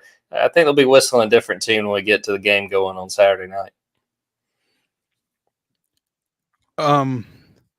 I had expected Wade to weigh in with something, and he left me hanging there. But Jordan, right now, again, Georgia ranked number 2, Alabama number 4. Alabama this will be the first Georgia-Alabama matchup for tied coach Kalen DeBoer. And it feels like, even though this game is in Tuscaloosa, you kind of feel like Georgia's going to take care of business. What are your thoughts around this game right now?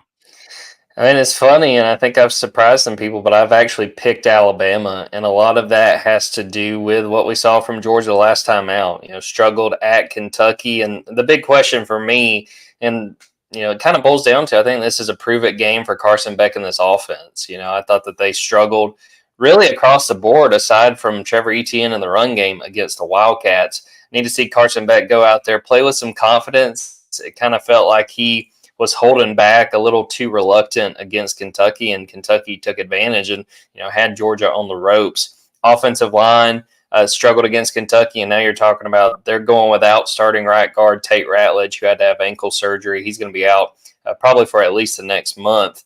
And then my biggest question, aside from Carson Beck, is these wide receivers. We knew that it would be hard to replace a Lad McConkey, a Brock Bowers, even Marcus Rosemy-Jacksaint.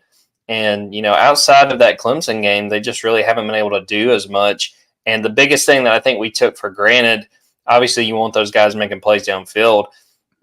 Their blocking has really been a struggle. I felt like that was an issue. And Georgia tried to string some big plays out on the perimeter, try to hit a little screen and make something of it against Kentucky. And just the blocking in front of those guys just wasn't working. So, yeah, I'm picking Alabama. I wouldn't be shocked if Georgia wins this one, but I think the narrative coming into this season was, well, Kalen DeBoer, it might be kind of a step back.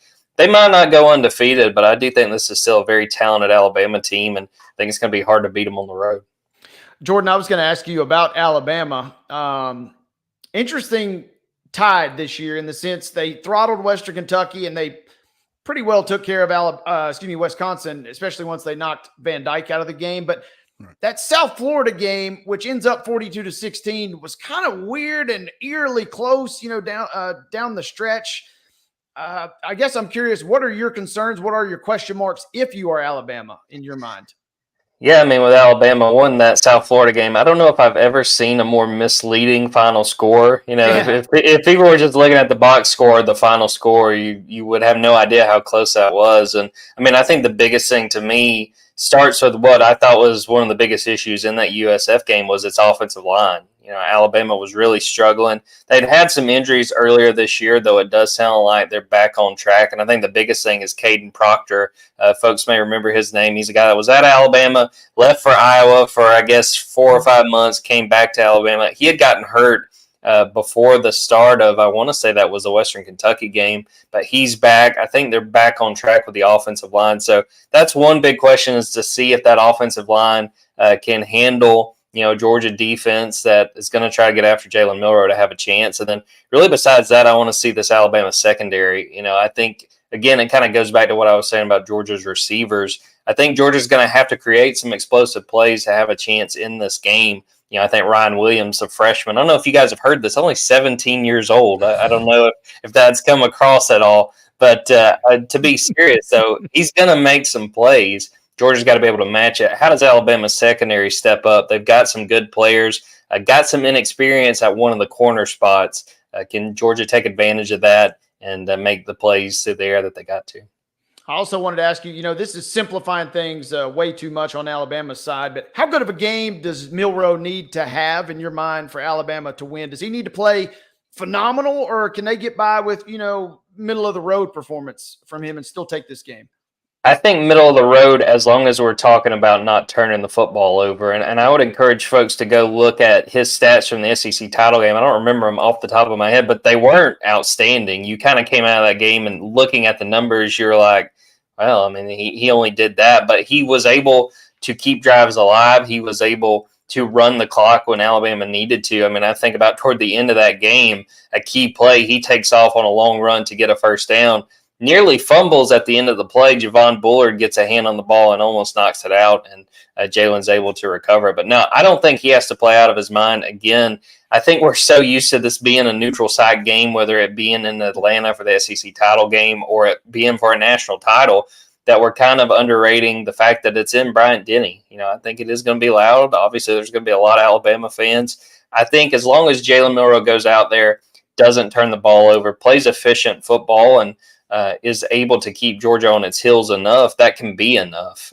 I don't think he has to come out here and have, say, a Heisman level performance enabled in order for Alabama to have a chance to win this one.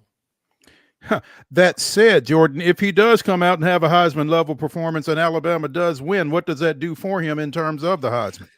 I think it's got to put him right there in the conversation. And, you know, the thing that will help really either side, you know, you look at Jalen Milroe and then Carson Beck on the other. You know, there was a lot of hype about Carson coming in this year, and I think that really died down with that Kentucky performance. Really struggled out the gates. I think he was 5 of 12 for like 15 yards in the first half. I mean, really was not able to do anything through the air.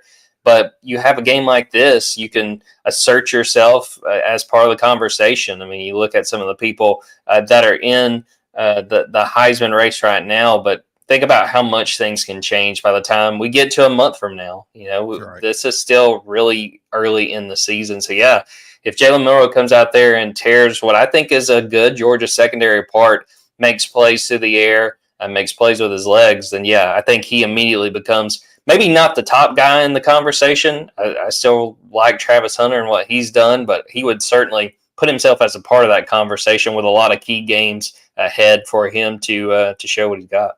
A non-quarterback for the Heisman? Get out of here! Come on now. You know, I can dream. I can dream. I can dream, and again, it's only September. People will get bored with Travis Hunter, and we'll move on to another quarterback probably. Another quarterback, absolutely. Jordan D. Hill of Dogs 24/7 joining us here on Main Street Sports today, presented by the Tennessee Orthopedic Alliance of Columbia, as we get you ready for Georgia and Alabama in Tuscaloosa tomorrow evening. And Jordan, I want to go back just a second to that Kentucky game. I know that wasn't Georgia's finest hour, but all through the summer, there were a lot of people kind of talking about this could be a tough situation for Georgia. And I didn't really understand it at the time.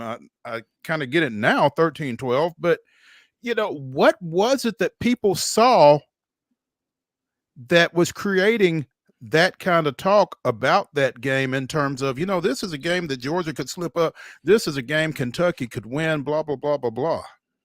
Hey, I'll give credit to my coworker Ben Wolt because he had this as a tight game when we were talking in the summer, and I thought he was crazy. I thought Georgia would just come in there and make plays, and I think it boiled down to Kentucky's defensive line and Deion Walker, a guy that might be a top 10, top 15 pick. He just one of a few of those guys on that Kentucky line that gave Georgia's offensive line trouble. And you look at the plays, specifically in the run game, some of the plays that Georgia did turn into 5 or 6 yard runs was kind of more so on the running back making a play as opposed to the offensive line opening up holes. It just felt like the offensive line never really got in a good rhythm. I think about the only touchdown on that in that entire game, Roderick Robinson scores from about 2 yards out, and it took an outstanding play. I should say Branson Robinson was the one who scored. It took an outstanding play by Branson to reach the end zone because the right guard just totally whiffed on a block, and he had to kind of spin to get to the end zone. So, I mean, I think the biggest thing was Kentucky's defensive line whipped Georgia up front, and you're not used to seeing that. And, again, that kind of goes back to my view of this game. This is a big challenge for this Georgia offensive line. This is still a really good Alabama front. And, again, we're talking about Tate Ratledge not being able to play. I mean, one of the veterans, one of the most experienced offensive linemen on this line. It's a big reason why I'm watching Alabama and feeling like they're going to be able to win this one at home. Jordan, I'm curious. There's no real way to, I guess, answer this, but if you're Steve Sarkisian and you're Texas, who do you want to win this game? Perhaps does it even matter? We know we obviously got the Georgia-Texas showdown looming in a couple weeks as well, but what does Texas maybe think? Do they have a preference on who wins this game at all? I'm not sure. What I would say off the top of my head is they would probably rather Georgia win it, because then they go play Georgia and they would have it would be in Texas's hands if it comes down to try to make the SEC title game. Whereas if Alabama wins and say Texas drops one here or there, and we're talking about three-way ties to decide who goes to Atlanta, that's sort of more out of Texas's hands. But I don't know if there's necessarily a preference, but just off the top of my head, I would say they'd probably like it to be Georgia. So if we're talking in November and December and saying one of these two teams wound up making the SEC title, at least Texas could say, look, it was in our hands to play Georgia. We could have determined if we were able to make the SEC title game or not. Whereas if Alabama wins it and whatever happens to Texas this season, they may have to get some help from other folks to make it to Atlanta. Also wanted to ask you, Mo went back in time a moment ago, but I want to go back in time too to get your Georgia take on this. 34-3 versus Clemson was now, having seen a couple more games from both of those teams, was Georgia playing at a high level that day? And maybe we were sleeping on Clemson, or kind of what do you take away from that game, if anything, revisiting it a couple weeks down the road now? I think the biggest thing is that this Georgia defense is for real. I mean, we're 3 games into Georgia's season and they still haven't allowed a touchdown, and they're the only FBS team that has not done that. So I think a lot of credit goes there. And I think Clemson deserves credit for the way it's bounced back, because I was not impressed at all with Cade Klubnik in the Georgia game. I had questions about him coming into this season, and they've done a very good job of answering. I mean, beating App State, beating NC State, they've took care of business since then. So I give Clemson credit for the way it's bounced back. But my biggest takeaway just from that week 1 game is just that I do think this Georgia defense is very, very good. I don't think that they're going to still have no touchdowns allowed by the time this game ends on Saturday night. If they do, that'd be a heck of a feat. But no, I think this is a very good Georgia defense, and they showed it off the top with the start of the season. Jordan D. Hill of Dogs 24/7 joining us here on Main Street Sports today, presented by the Tennessee Orthopedic Alliance of Columbia. Jordan, your game is at 6:30. You'll have time to slip over to Dreamland if you want to before, but prior to Georgia, Alabama, as you look at this SEC schedule, which game will you be paying attention to? Well, it'll be the one that is also in state, Oklahoma and Auburn, just to kind of get a sense of where these two teams are. And it kind of helps too with Georgia's schedule. They host Auburn next week. So trying to figure out, I saw reports from our Matt Zenitz on Friday afternoon that Peyton Thorne is going to be back starting for Auburn. So let's see if they can take advantage of that. And then just on the Oklahoma side, Oklahoma was a team going into this year with the 16 teams where I kept trying to figure out where exactly to slot them. And I had a mid-pack. I wasn't necessarily impressed with how they played against Tennessee. Got big questions about the offense, but sounds like they're going to roll with that younger quarterback who I thought was the most impressive of the two against Tennessee. So I'll be watching that game, probably sitting in my car, waiting to go into the stadium and watching that one closely again, because we'll be watching Auburn in a week's time. Yeah. And, when you think of Hugh Freeze, is it a little mind-boggling that he doesn't have the quarterback situation in any better shape than it is? For sure. I mean, I had Auburn going 8-4 this year. I thought they would take a step forward, and I guess it's still on the table, but they're going to have their hands full getting there.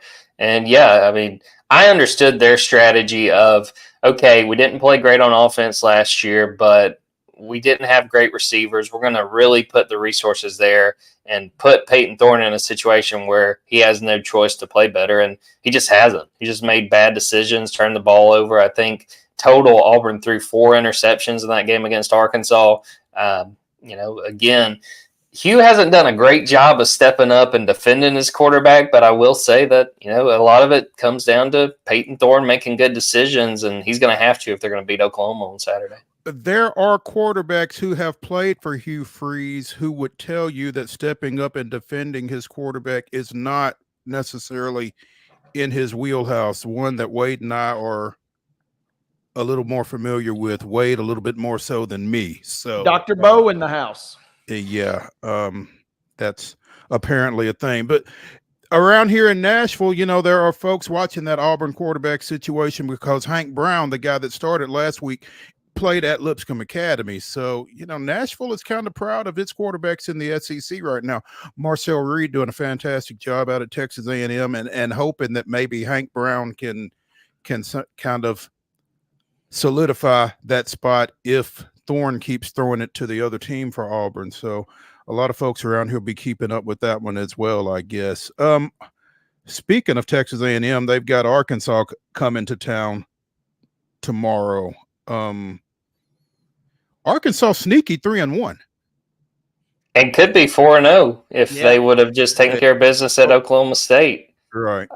I give Sam Pittman a lot of credit because I'll be honest, I thought he was a dead duck going into this year, and it's still a long way to go, and they've still got some big games to play. But I like what Taylor Green does. It's not always great, but it's entertaining. But that is a good marquee kind of bench game for Texas A&M and Arkansas. I want to see who comes out of there, how they look. Marcel Reed, shout out to NBA. I got a buddy that went there, and he's been on his bandwagon these last few weeks. But that'll be a good test for both those teams, and we'll get a better sense of, is Arkansas good enough that Sam Pittman's still around another year, or are they going to be looking at a coaching change here soon?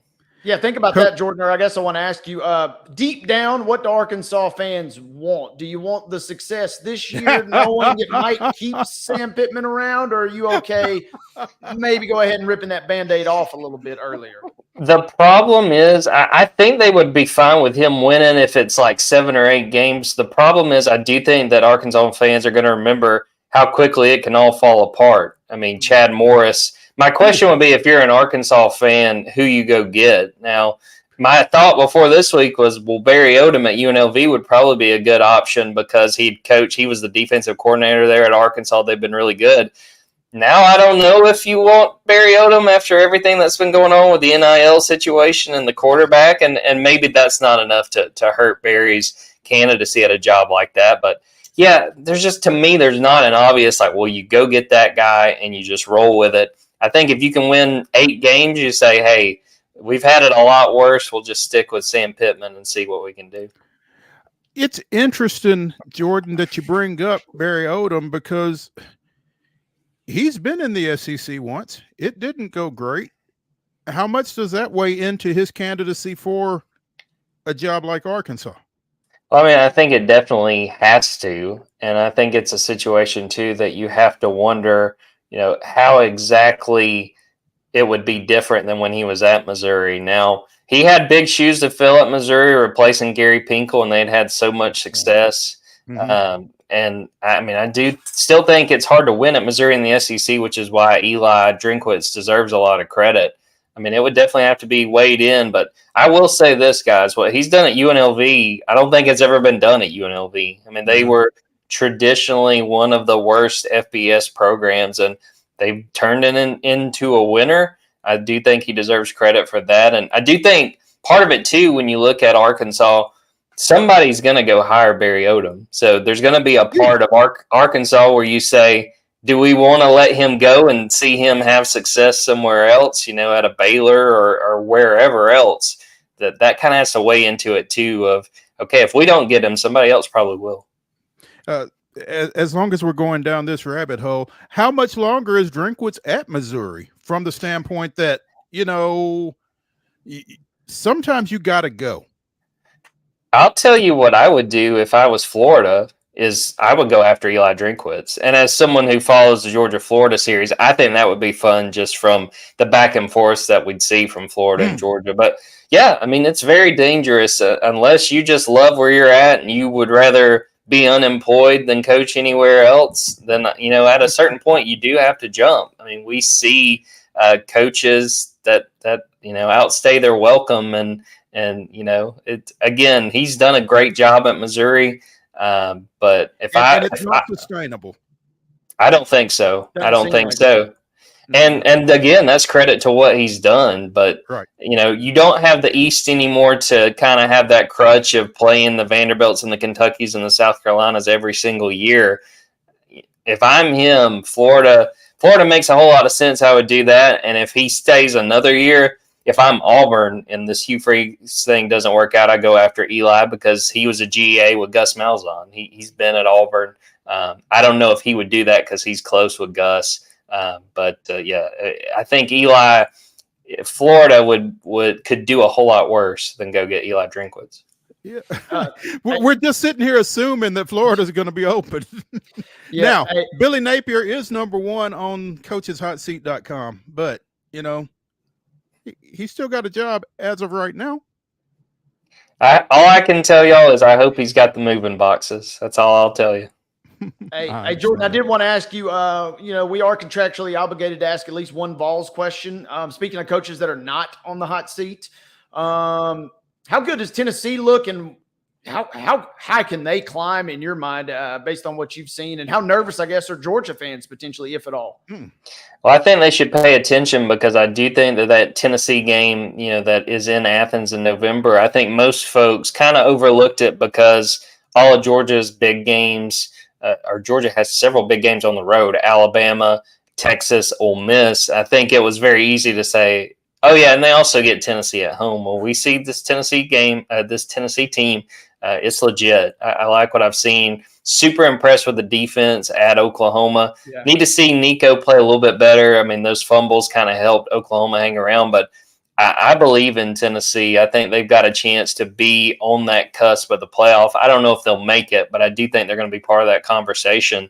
And again, I always caution folks when we look at a season, pay attention to your games in November because you don't know how healthy you're going to be at that point in the year. A team like Tennessee, depending on Georgia's injury situation, you're going to be in for a 4-quarter fight, and they're going to be they're going to be out for blood, and I think they would be capable of beating Georgia that late in the year. Yeah, when you mentioned a Josh Heupel team and talk about their defense as much as we are, that kind of gives me concern for the rest of the league. Jordan, you mentioned you're going to the game this weekend. I got to ask you, though, hopefully you already have lodging secured because producer Mark's got a photo. The prices, if you don't have a room, hopefully you got a healthy expense account. I think one room at least. Some of this is a little bit hurricane driven, but a lot of it is driven by Georgia, Bama. 2,800 smackers to get in on Saturday night. Over $28.75. That's almost $29 just for what it's worth. Yeah, I'm not sure what Dogs 24/7 pays, but Jordan. Maurice, it doesn't pay that. And what I'll tell you is, that there is a bed in a truck, so maybe that'll come in handy. But no, I got a place. I'm actually going to stay outside of Birmingham because just staying in Tuscaloosa in general is always rough. But you got a game like this, it's very, very expensive. But no, looking forward to getting up there and getting settled, and definitely looking forward to getting this game underway. Jordan D. Hill of Dogs 24/7 joining us here on Main Street Sports today, presented by the Tennessee Orthopedic Alliance of Columbia. Jordan, we appreciate your time. Be safe heading over there, and look forward to catching up with you again soon. Sounds great. Appreciate you guys. Thank you, All Jordan. right, man. Hey, when we come back here on Main Street Sports today, presented by the Tennessee Orthopedic Alliance of Columbia, it's our final segment. It's the college football wonder slate. Wade and I are going to shoot our shot. We can't lose them all. No. Can we? Well, maybe you can't. We'll see. We're going to try to pick some winners here. Stay tuned when we come back.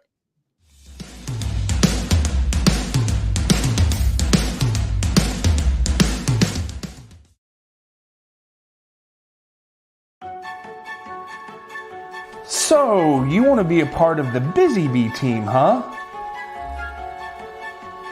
Well, how do you see yourself fitting into the organization? Oh, I get it. You want to be a weather bee.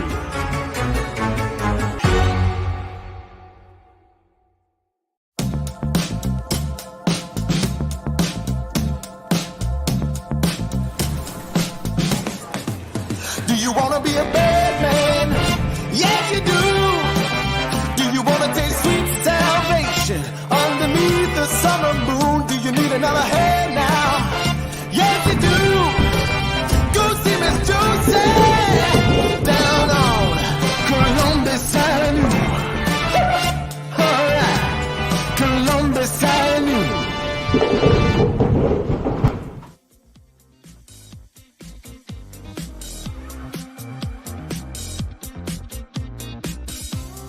It is the final segment of the weekend update. It is the final segment of the week here on Main Street Sports Today, presented by the Tennessee Orthopedic Alliance of Columbia. That's Wade Neely. I'm Maurice Patton, and it is time for the college football wonder slate. As the two of us go against the spread for 10 games in college football this weekend. Last week, Mr. Neely went 6-4. I broke even at 5-5. And so Mr. Neely is 21-19 through 4 weeks. I'm 19-21.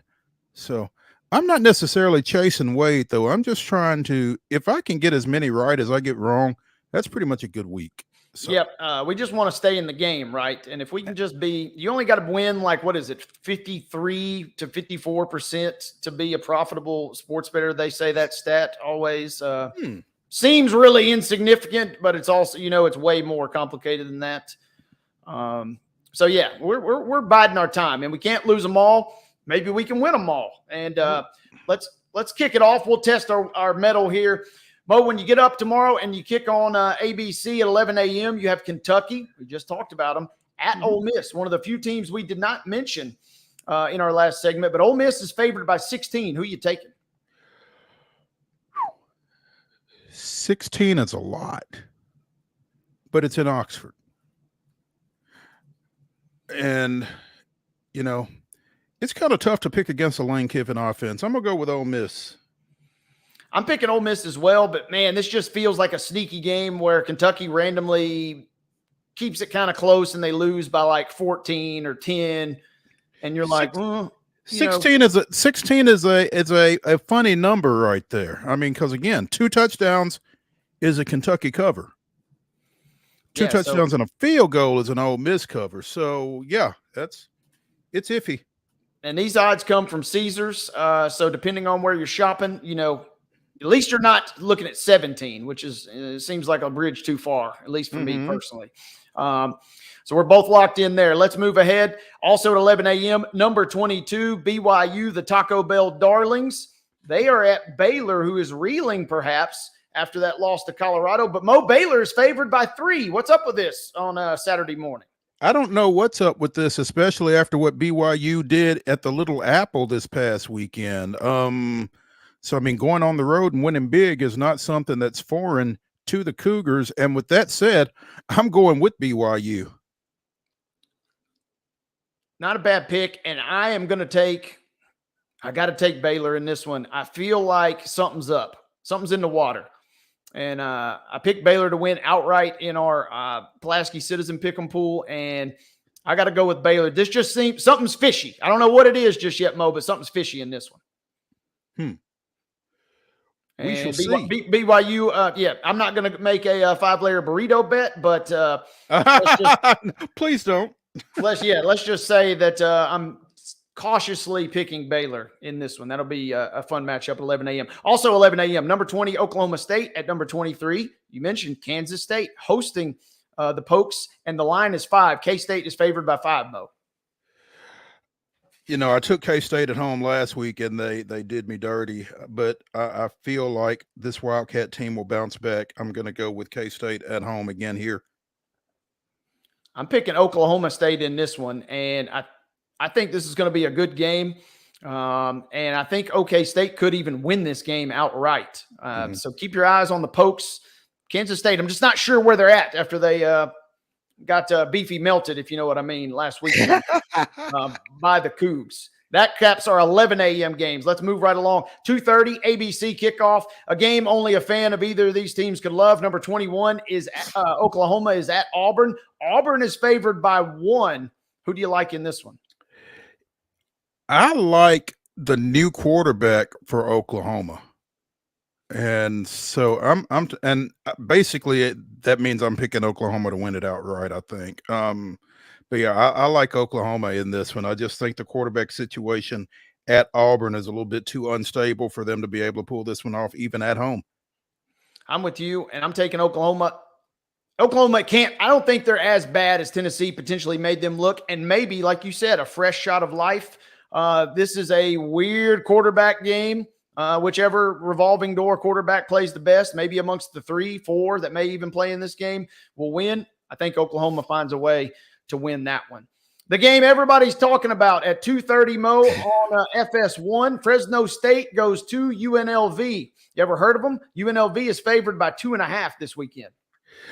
The week that UNLV has had this week, I'm just not sure, man. And I think Fresno State is too good.